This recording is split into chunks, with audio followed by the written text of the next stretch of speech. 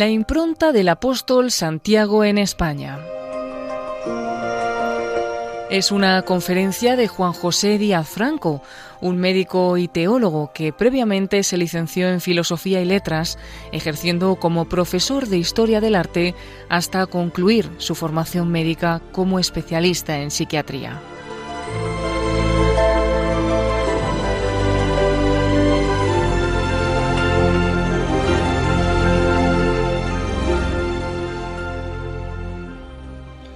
Saludo a quienes tenéis a bien sintonizar con Radio María y os deseo paz y bien. Quisiera ser unánime con vosotros, es decir, compartir con una sola alma las aportaciones espirituales que desde el mejor espíritu de solidaridad y de unidad cristiana pensamos y preparamos con la mayor diligencia de que somos capaces. Servimos a nuestro prójimo, a nuestros oyentes, hermanos en la fe o abiertos a ella, como Jesús y la Iglesia nos enseñan, con amor. En una ocasión anterior he hablado del apóstol Santiago el Mayor, recordando la privilegiada situación y la alta estima que le otorgó junto a Pedro y a Juan, en su paso por la tierra, el maestro de todos nosotros. Ahora, como ya anunciaba en aquella ocasión, pretendo centrar el relato en la figura de Santiago el Mayor, en su especialísima relación con la nación española, en la que, según es tradición entre nosotros, misionó en vida y en cuyo santo patrón se convirtió tras su muerte. Carecemos de pruebas documentales escritas contemporáneas que aseguren la presencia de Santiago el Mayor evangelizando a los pobladores de las tierras del extremo occidental del Imperio Romano, la Hispania, donde la creencia de entonces asentaba las columnas del non plus ultra, no más allá. Por esta parte occidental, la Hispania romana era el fin del mundo, y hasta aquí vino el santo apóstol a traer el mensaje de Cristo, su maestro, según la ininterrumpida creencia tradicional. Pero ni las Sagradas Escrituras ni los documentos religiosos o profanos de la época lo ratifican. En este caso, es la tradición la que predomina, y aquí sí, con una contundencia arrolladora que la Iglesia ha sancionado devota y respetuosamente a través de documentos pontificios que, reconociendo y ratificando la inmensa devoción popular y la contundencia de la fe enraizada en las vivencias ancestrales del pueblo español sobre la presencia protectora de Santiago el Mayor en España y la arraigadísima devoción a su recuerdo en las diversas épocas del recorrido espiritual de nuestra nación en el transcurso de la historia. De las Sagradas Escrituras, solo el Evangelio de San Marcos, en su capítulo y versículo finales, Marcos 16-20, nos recuerda que los apóstoles salieron a predicar por todas partes, colaborando el Señor con ellos y confirmando la palabra con señales que la acompañaban. Sin embargo, sabemos muy poco por las escrituras de la predicación de los apóstoles, apenas las noticias que proporcionan los hechos de sus apóstoles sobre San Pablo y en menor medida sobre San Pedro. La ayuda de la tradición ha suplido ampliamente esta carencia. De Santiago el Mayor, los Hechos de los Apóstoles, en el capítulo 12, versículos 1-3, refieren que, por aquel tiempo, el rey Herodes echó mano a algunos de la Iglesia para maltratarlos. Hizo morir por la espada a Santiago, el hermano de Juan. Al ver que esto les gustaba a los judíos, llegó también a prender a Pedro. Eran los días de los ácimos. Esta es la reseña del glorioso final de la vida de Santiago el Mayor. Después, ninguna noticia más. En cambio, de su asesino nos han llegado muchas referencias, incluidas las posibles razones que le malaconsejaron martirizar al apóstol y el modo de hacerlo. Herodes Agripa I, que reinó entre los años 41 y 44, era hijo de aquel Aristóbulo a quien su propio padre, Herodes el Grande, hizo matar en el año 7 a.C. Este paranoico rey Herodes el Grande fue quien ordenó igualmente la matanza de los santos inocentes. 3 años antes de ser asesinado, es decir, en el año 10 a.C., Aristóbulo y su esposa Berenice, hija de Salomé, tuvieron este hijo, Agripa, cuya infancia y juventud fue muy azarosa a raíz del asesinato de su padre. En principio, la madre viuda se trasladó con el niño a Roma, donde por conmiseración con la trágica muerte de su padre, fue educado por Druso, hijo del emperador Tiberio, junto a otros niños de la familia imperial.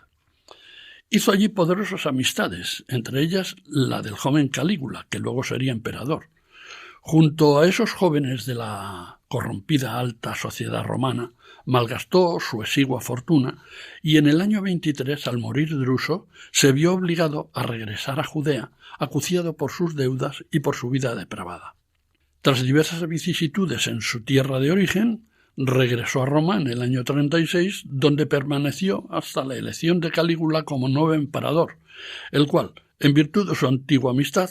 le devolvió su reino, ampliando los territorios de su dominio.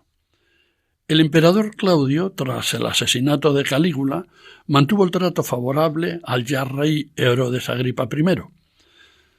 Durante su corto reinado, Agripa fue hábil y no tuvo escrúpulos para ganarse el favor de la corriente de los fariseos, mostrándose celoso de las prescripciones legales judías, como recuerda Flavio Josefo, el historiador judeo-romano, en su libro Antigüedades de los judíos. A este afán de ganarse al pueblo judío, especialmente al partido político-religioso de los fariseos, y también al de encubrir su vergonzoso pasado, hay que atribuir su hipócrita celo religioso sobrevenido y la persecución que llevó a cabo contra la naciente comunidad eclesiástica cristiana de Jerusalén. En efecto, según recoge el libro de los Hechos de los Apóstoles que antes he mencionado, se empeñó en perjudicar a algunos de la Iglesia, asesinó a Santiago y encarceló a San Pedro, aunque no pudo culminar su deseo de acabar con su vida. Como monarca absoluto, Herodes Agripa I podía ignorar las mínimas garantías legales y proceder a su antojo alegando motivos políticos. Este es el procedimiento que siguió el infame Herodes Agripa I con Santiago. Porque, sin que conste ningún proceso seguido contra la figura o el ministerio pastoral de Santiago, le hizo ejecutar por la espada, o sea, por decapitación.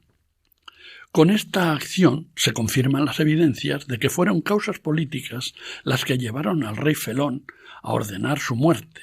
porque si hubieran mediado razones religiosas, la pena habitual era la de lapidación, como habían hecho poco antes los judíos con Esteban, el diácono protomártir.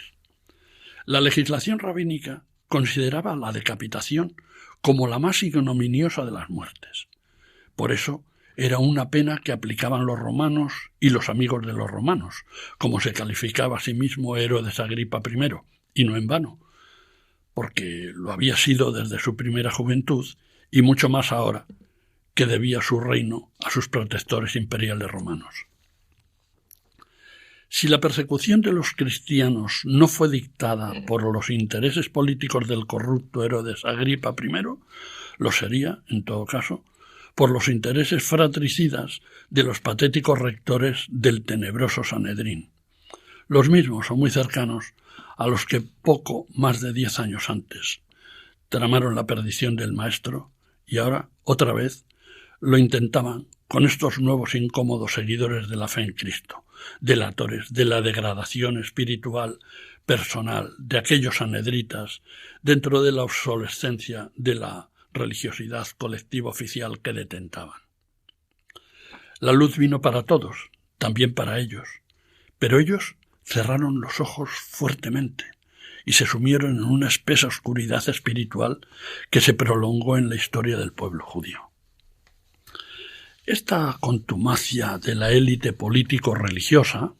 saduceos y fariseos fundamentalmente, de Jerusalén, en su acoso y derribo tan injusto como violento de la figura de Jesús y su doctrina, y luego de sus seguidores, que tanto dolor causó a los primeros cristianos, y en sentido contrario, preludio de la gran tragedia acarreada a lo largo de los siglos contra todo el pueblo judío, saturada de pógromos. Ya sabéis, pógromos son esas persecuciones insensatas y masivas contra el pueblo judío. También discriminaciones y exclusiones de todo tipo. Todo esto fue abordado por el Concilio Vaticano II en su declaración sobre las relaciones de la Iglesia con las religiones no cristianas. Dice así el concilio: aunque las autoridades de los judíos con sus seguidores reclamaron la muerte de Cristo, así se lee en Juan capítulo 19, versículo 6, sin embargo, lo que en su pasión se hizo no puede ser imputado ni indistintamente a todos los judíos que entonces vivían, ni a los judíos de hoy. Además, la Iglesia, que reprueba toda persecución contra cualesquiera hombres, consciente del patrimonio común con los judíos e impulsada no por razones políticas, sino por la religiosa caridad evangélica, deplora los odios, persecuciones y manifestaciones de antisemitismo de cualquier tiempo y persona contra los judíos. Antes de su regreso a Jerusalén para ser allí martirizado por orden del rey Herodes Agripa, es tradición secular en España la de que el apóstol Santiago el Mayor predicó la fe de Cristo en la península ibérica. También es de piadosa tradición entre los españoles que, estando en España predicando, se apareció a Santiago la Santa Madre de Jesús en Zaragoza y en Musía, en la península de Finisterre, para animarle en su misión evangelizadora. De aquella maternal presencia surge la antiquísima devoción a las advocaciones marianas del Pilar, en Zaragoza, y de la Barca, en Muxía, ubicadas en sendos santuarios y personalizadas en dos menudas y preciosas tallas de madera de 38 y 48 centímetros de altura, respectivamente. Y por fin está fuertemente arraigada en el imaginario de los creyentes de nuestro país desde hace siglos que tras su martirio en Jerusalén, sus restos fueron traídos prodigiosamente a España por sus discípulos Atanasio y Teodoro, aunque la tradición nos habla también de otros discípulos como Torcuato, Tesifonte y Anastasio. Y esto fue en el año 44 después de Cristo, tras arribar a la costa gallega y remontar la ría de Arosa y el río Ulla, alcanzaron la villa de Iria Flavia, la actual Padrón, para acabar reposando sus restos definitivamente en Compostela. Referido a lo anterior, afirma el padre Villada en su Historia Eclesiástica de España lo siguiente: antes de entrar en la discusión de estos hechos, es preciso advertir que hay algo innegable y que está por encima de toda crítica. Y ese algo es que la personalidad del apóstol Santiago el Mayor está íntimamente ligada a la formación y desarrollo de nuestra nacionalidad y de nuestra historia. Santiago ha dado el nombre a una de nuestras más hermosas ciudades, Santiago de Compostela, y otras de Hispanoamérica, en Cuba, en Chile y en otros países del continente. Su sepulcro ha sido y sigue siendo todavía un foco de atracción para peregrinos nacionales y extranjeros. A través del Camino de Santiago conservó España, en la Edad Media, el contacto con los pueblos de allende el Pirineo, los cuales, al seguir a pie el peregrinaje por sus diferentes rutas, desde Roncesvalles y todo el norte peninsular hasta Galicia, iban dejando por todas partes un reguero de religiosidad y de cultura, y recibían a su vez el influjo de las nuestras. Interrumpimos por unos minutos el relato jacobeo para rendir homenaje a la Madre de Dios, ofreciéndoles el himno oficial de la advocación mariana que acabamos de mencionar, la gloriosa Virgen del Pilar.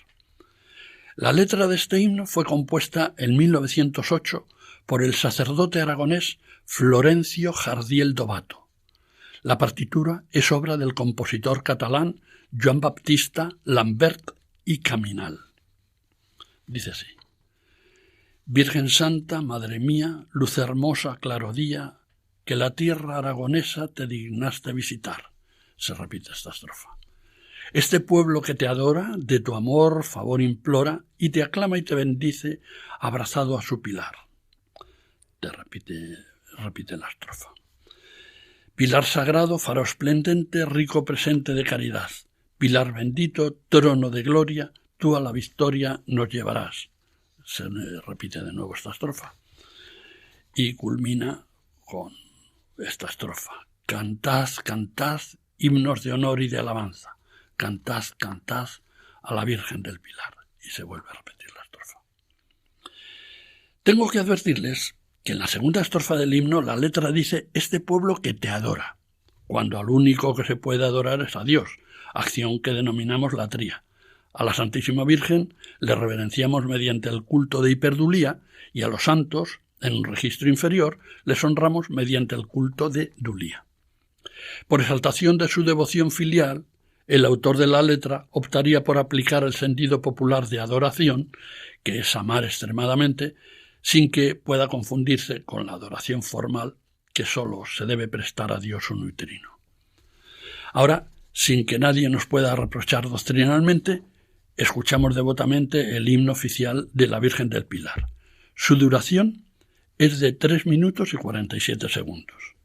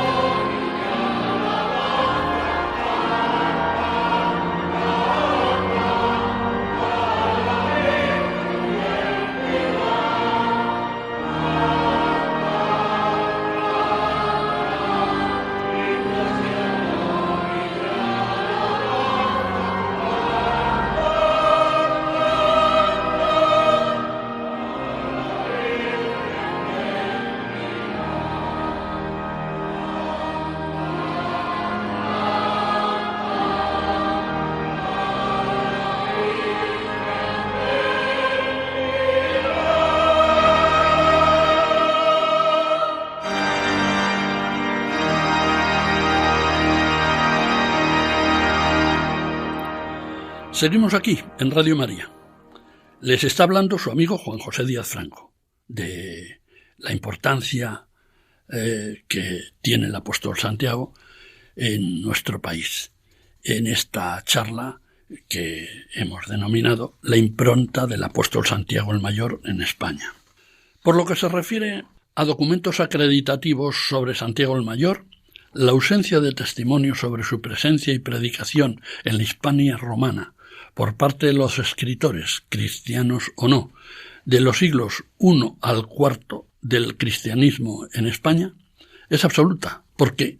como sucede en los primeros siglos de la Iglesia, apenas contamos con documentación sobre casi ninguno de los hechos de alguna importancia.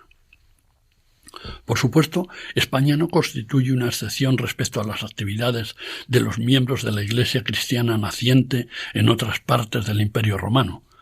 Hay un silencio grande por parte de los escritores de los 4 primeros siglos del cristianismo que no dicen nada de la predicación de Santiago en nuestro país. Y lo poco que se conserva pertenece a autores extraños a nuestra patria que hablan de la existencia y la vitalidad de la Iglesia española en estos primeros siglos. Así se sabe algo por San Ireneo, por Tertuliano y por San Cipriano, entre otros. Pero no hay documentos locales a causa, según Prudencio, de la autoridad romana que mandaba quemar las actas que se iban elaborando sobre la actividad de la religión naciente. En concreto, el emperador Diocleciano, a principios del siglo IV, mandó quemar todos los archivos y documentos eclesiásticos en su afán de borrar cualquier prestigio de la religión cristiana y cualquier vestigio de la misma. También, por el paso de los vándalos y su rastro de destrucción de todo vestigio cultural, las persecuciones posteriores y las luchas intestinas, ya en pleno siglo IV, con la reacción contra el priscilianismo, que fue una herejía cristiana postulada por Prisciliano, un pseudo-obispo galaico que predicaba una mezcla de gnosticismo y maniqueísmo y que arrastró a muchos prosélitos. Y también por otras herejías. Otras herejías que fueron destruyendo las posibles referencias históricas documentales de las primeras comunidades cristianas sobre la evangelización de aquella España por Santiago, San Pablo y por los 7 varones apostólicos que fueron ordenados obispos en Roma y enviados a anunciar la buena nueva, el Evangelio, en la península ibérica por San Pedro y San Pablo. Añádase, en siglos posteriores, a partir de la invasión árabe, la Besania destructora de los enemigos musulmanes de la religión y la historia documental española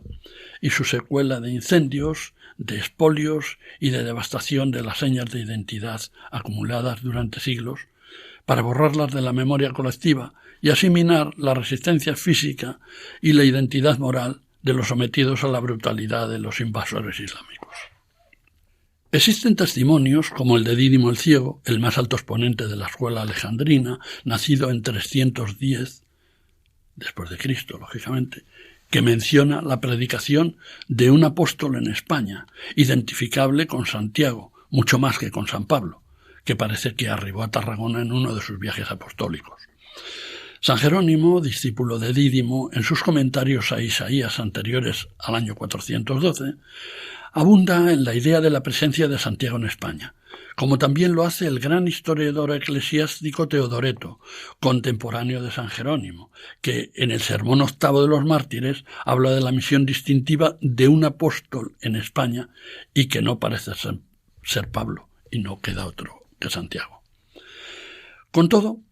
la primera obra que constata la presencia de Santiago el Mayor en España es el Breviarium Apostolorum, escrita a finales del siglo VI en algún cenobio francés o italiano. 2 testimonios más, estos del siglo VII, que se suman a la presencia de Santiago en España, son el Catálogo Apostólico y el De Ortu et Obitu Sancti Patrum, del nacimiento y muerte de los Santos Padres, atribuido, aunque con reservas, a San Isidoro de Sevilla.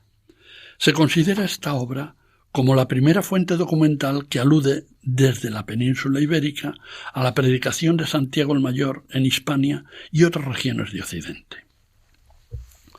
La presencia de Santiago el Mayor en España continuó siendo un asunto controvertido por la carencia de documentos originales acreditativos, pero con abundancia de autores defensores de la misma, como Beato de Liébana, Beda el Venerable o Aldelmo, abad de Malmesbury. Caso singular, que merece comentario por su influencia en el fomento del culto al apóstol Santiago el Mayor, es el de Beato de Liébana, adelantado en la devoción a Santiago como especial protector de la fe de los hispanos y en la instauración de su culto entre nosotros. Beato fue un personaje enormemente relevante en la vida cultural y religiosa de su época, la España del siglo VIII. Nacido hacia 750 y sin muchas noticias sobre su formación y sus primeros pasos en la vida religiosa, fue un monje integrante de una comunidad monástica de origen visigodo, ubicada en la meseta castellana, que emigró hacia Asturias durante el reinado de Alfonso I, fundando el monasterio de Santo Toribio, entonces San Martín de Turieno, del que fue abad. A partir de entonces, desplegó una gran actividad como escritor prolífico de obras religiosas y defensor de la fe católica. Teólogo de extraordinaria formación, escribió entre 776 y 786, fecha de la dedicatoria a su discípulo Eterio, hasta 12 libros de comentarios al Apocalipsis de San Juan. Esta gran obra pasó a ser, en los siglos siguientes, el origen y fundamento de un amplio conjunto de magníficos manuscritos miniados destinados a ilustrar estos comentarios de Beato al Apocalipsis de San Juan, famosísimos en su tiempo, como ya comenté en una charla anterior, que lo convirtieron en el texto más conocido del medioevo europeo, aunque su original se perdiera. Como campeón de la ortodoxia cristiana contra la herejía del adopcionismo, participó, junto con Eterio, obispo de Osma y discípulo suyo, en una importante controversia teológica frente a Elipando, obispo metropolitano y primado de Toledo, en la que tuvieron que intervenir el papa Adriano I e incluso el emperador Carlomagno. Previamente, en torno a este tema, Beato había adquirido renombre por sus contundentes tratados de Adoptione Christi Filii y Apologético, de 784 y 785 respectivamente, a favor de las tesis de Alcuino de York contra la teoría adopcionista, según la cual Cristo como hombre no es verdadero hijo de Dios, sino solo hijo adoptivo. Esto lo defendían los obispos Elipando de Toledo y Félix de Urgel, a los que les parecía cuestionable la naturaleza divina de Jesús, aproximando sospechosamente la doctrina trinitaria cristiana a la unitaria islámica, afirmación hecha desde un obispado situado en pleno territorio árabe. Esta controversia obligó a convocar un concilio en Ratisbona en el año 792, en el que triunfaron las tesis de Beato, que, pese a no asistir a aquella reunión, fue uno de los grandes protagonistas del debate, lo que propició que llegara a ser conocido en toda Europa. Otra obra de Beato, que resultó muy trascendente para España y para la Iglesia católica, fue el O Dei Verbum, escrito en 785, en el que se incluye un himno en honor del apóstol Santiago, donde se le honra por primera vez como cabeza refulgente y dorada de España,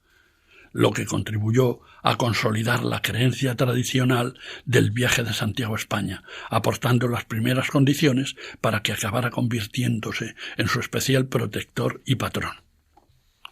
Fue precisamente en su condición de respetado asesor de la realeza asturiana de la época,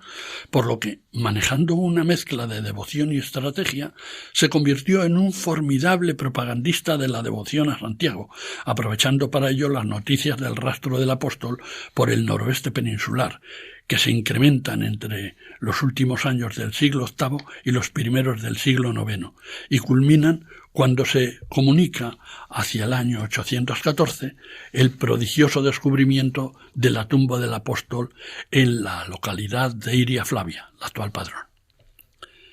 Efectivamente, en torno al año 814 fue descubierto el sepulcro con los huesos de Santiago. El historiador Padre Villada dice que atestiguan el hecho un diploma expedido en 829 por Alfonso II el Casto y otros 5 diplomas del reinado de Alfonso III, de los años 867 al 899. Mucho más tarde, en 1077, un nuevo documento y además la crónica compostelana ratifican lo escrito anteriormente refiriendo lo que sigue. En tiempo del serenísimo rey Alfonso el Casto, fue revelado por los ángeles a un anacoreta llamado Pelayo, que, muy cerca de donde él vivía, se hallaba enterrado el cuerpo del apóstol Santiago. Luego, muchos fieles de la vecina iglesia de San Félix de Solovio vieron luces en el sitio indicado. Avisan de ello al obispo de Iría, Teodomiro, el cual, después de 3 días de ayuno, encontró el sepulcro del bienaventurado Santiago. Comunica el fausto suceso al rey don Alfonso y este monarca edifica sobre el sepulcro una iglesia en honor del apóstol. Con el paso de los años, el rey Alfonso III reedificó aquel templo que en 997 fue destruido por el caudillo árabe Almanzor. Se consideró un hecho insólito que Almanzor respetara el sepulcro, habiendo destruido todo lo demás y llevándose las campanas hacia Córdoba. El templo fue reedificado y 80 años después, en 1077, se comenzó la construcción de la grandiosa catedral compostelana, terminada a principios del siglo XII, siendo obispo don Diego Gelmírez. Vamos a hacer una segunda interrupción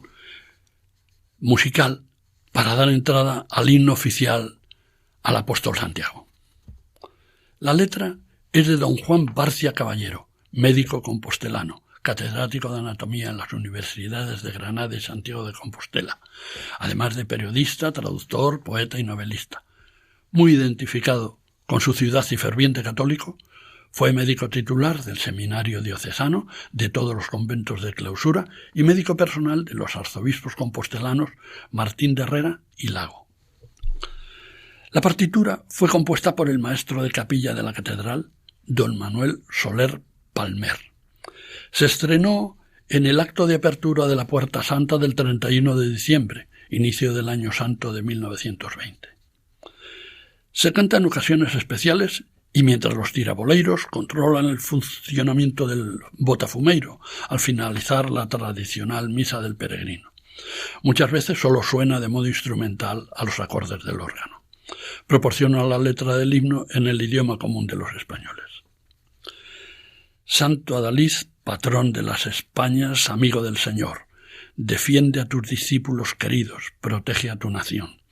Las armas victoriosas del cristiano venimos a templar en el sagrado y encendido fuego de tu devoto altar.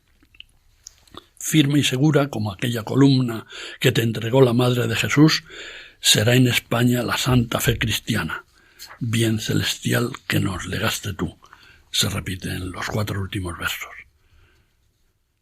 Gloria Santiago, patrón insigne, grato a tus hijos hoy te bendicen, a tus plantas postrados te ofrecemos la prenda más cordial de nuestro amor. Defiende a tus discípulos queridos, protege a tu nación, protege a tu nación.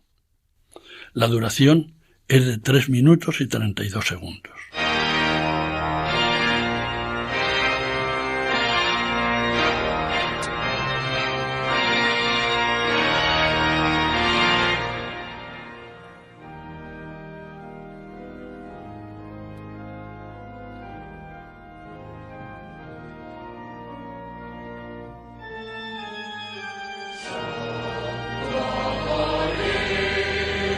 Patrón de las Españas.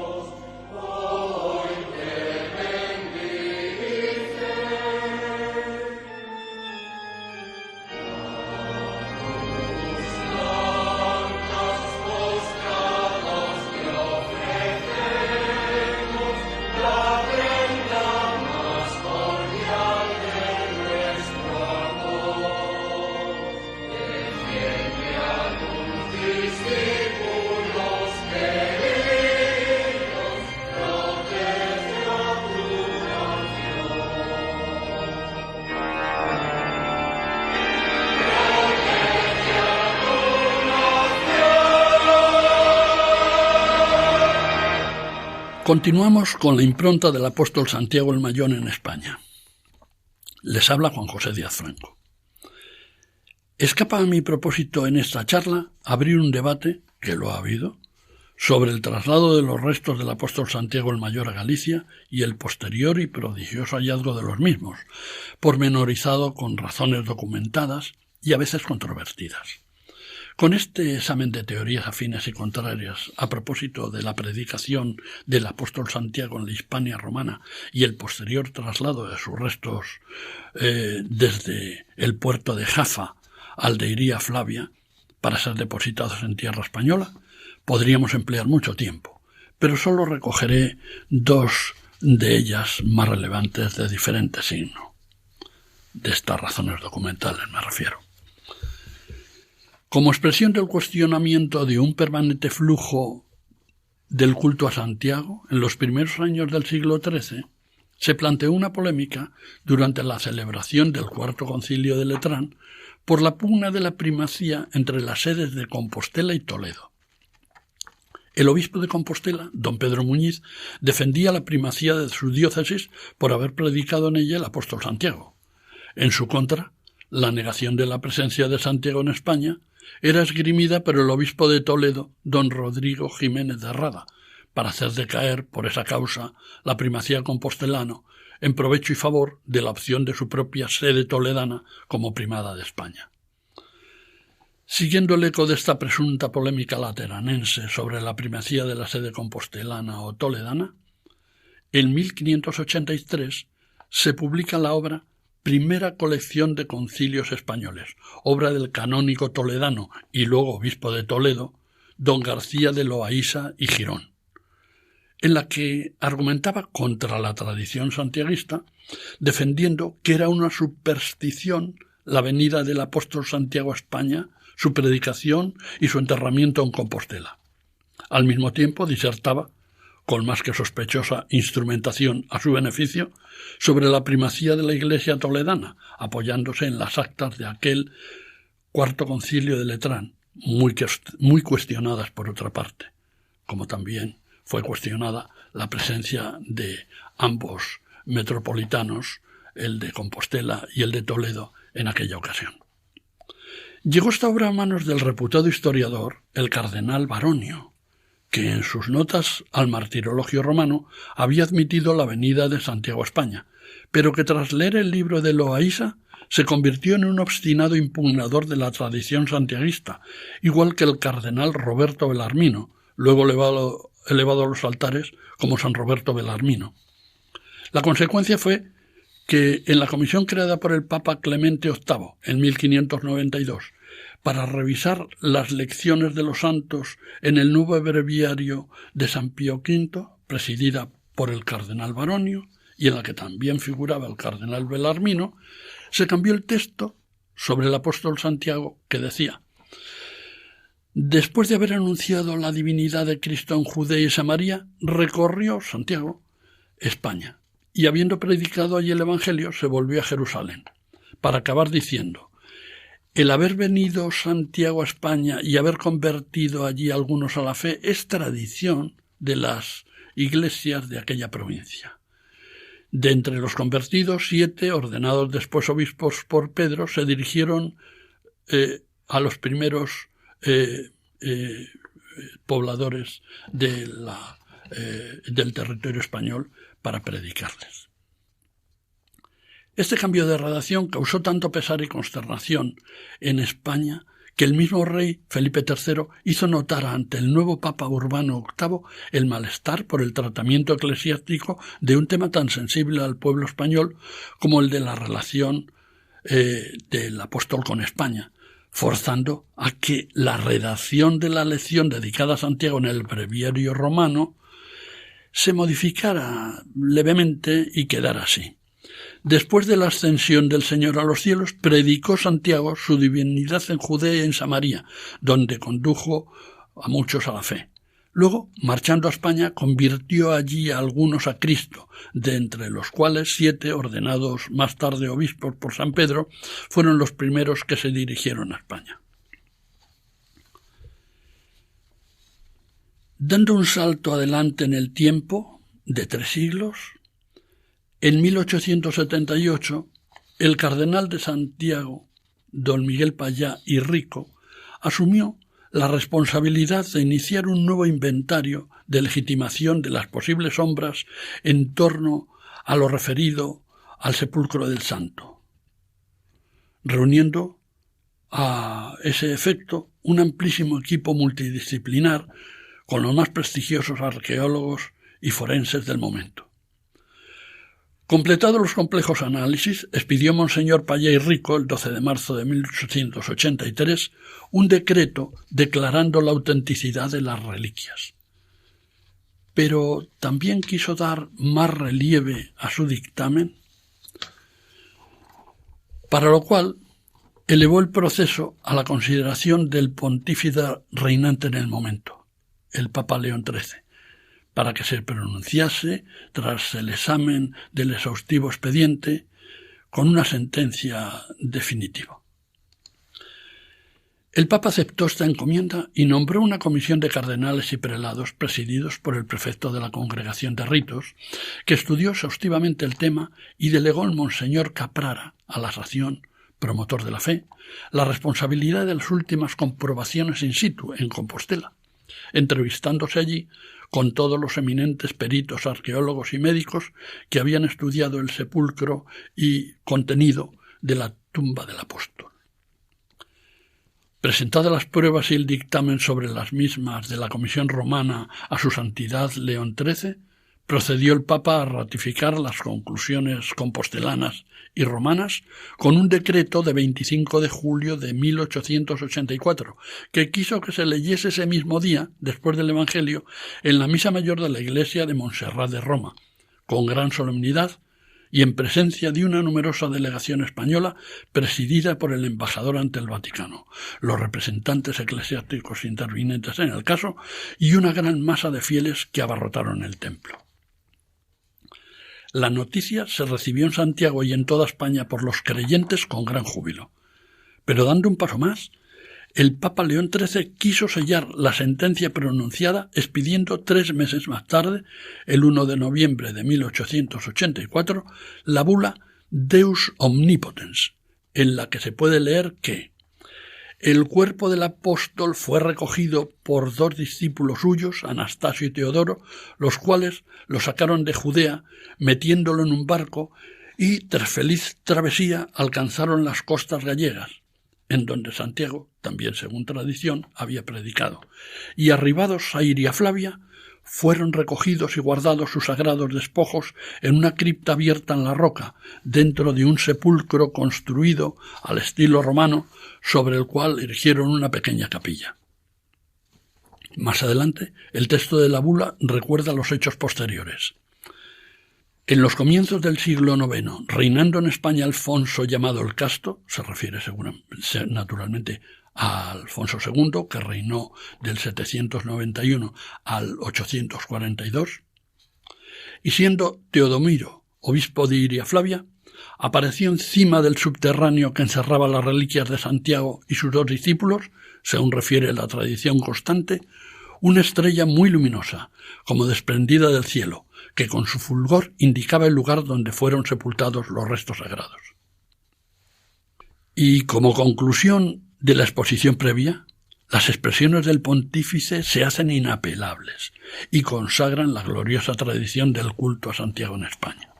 Nos también, desaparecidas todas las dudas y terminadas todas las controversias, aprobamos y confirmamos de ciencia cierta y por nuestra propia iniciativa y en virtud de nuestra autoridad apostólica la sentencia de nuestro venerable hermano el cardenal de Compostela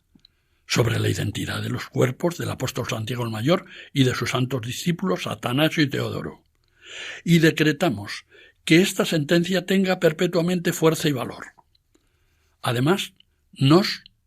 queremos y ordenamos que a nadie le sea permitido, bajo pena de excomunión late sentencia y de la que nos reservamos del modo más firme la solución, a nos y a nuestros sucesores,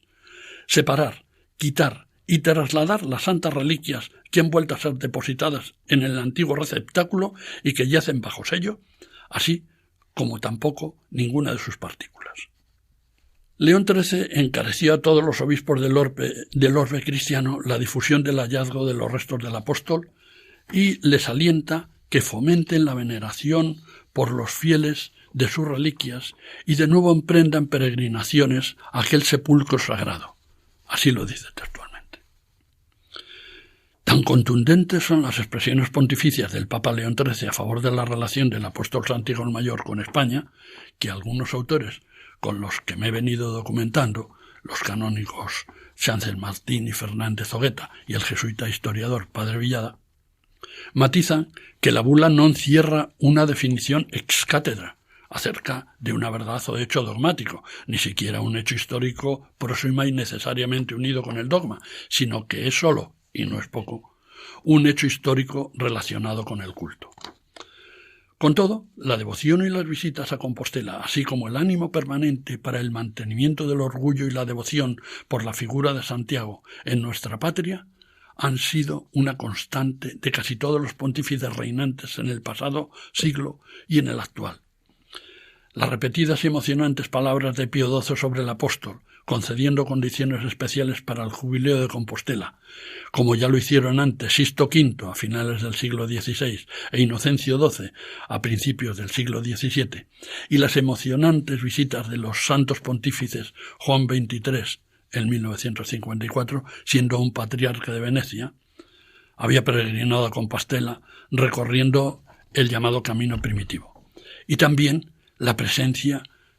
igualmente emocionante, de Juan Pablo II en dos ocasiones, 1982 y 1989, y en 2010 la de Benedicto XVI. Todo eso es un testimonio gratísimo a favor del culto que damos a Santiago en nuestra patria y que se ve ratificado por la presencia de estos pontífices emblemáticos tan cercanos a nosotros. Previamente habían legitimado con su visita el culto de las reliquias del apóstol Santiago dos santos fundadores de órdenes religiosas esplendorosas y esplendorosos ellos mismos, Santo Domingo de Guzmán y San Francisco de Asís, y antes y después de ellos miembros de la realeza y la nobleza europeas, numerosos jerarcas religiosos y civiles, artistas como el Gran Van Eyck en 1428 y 29, y nobles y plebeyos de toda hora que honraron con su presencia en Compostela la fuerza de la devoción a este santo patrón de las Españas, tan querido y venerado por multitud de fieles cristianos españoles. Hasta una nueva ocasión, paz y bien para todos vosotros.